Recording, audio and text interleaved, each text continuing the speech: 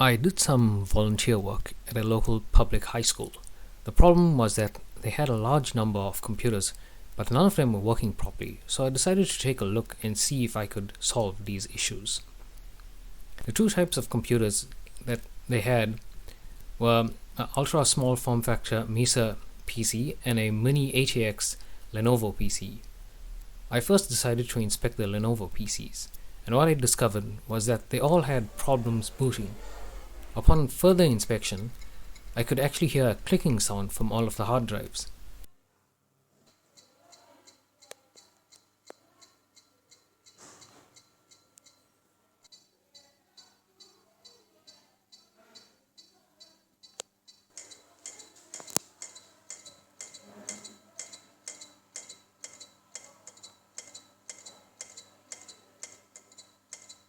Just to be sure, I opened up the cases, and indeed, the problem was with the hard drives.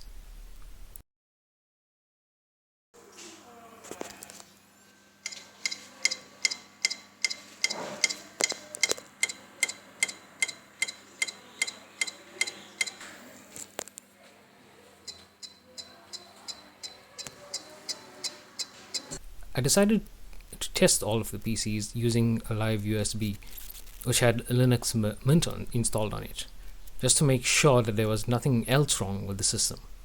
All of the machines booted up perfectly, with the only problem being that the hard drives were not even recognized. It even turns out that these machines have some pretty decent specs for an entry-level PC. Unfortunately, there was nothing I could do to fix these computers, since they all needed to have the hard drives actually replaced. And this does raise some suspicions.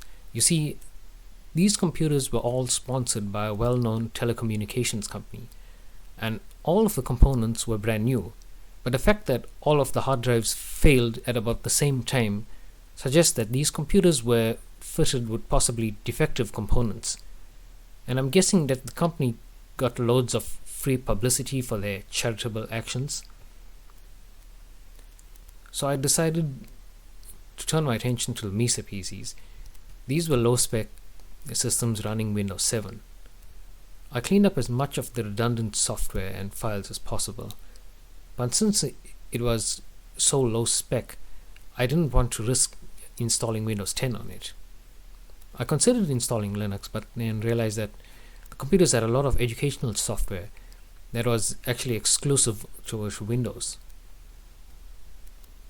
So I then arranged the computer room to give priority to the functional computers, and I placed all of the non-functional computers aside until there comes a time when the school is able to actually afford the replacement hard drives.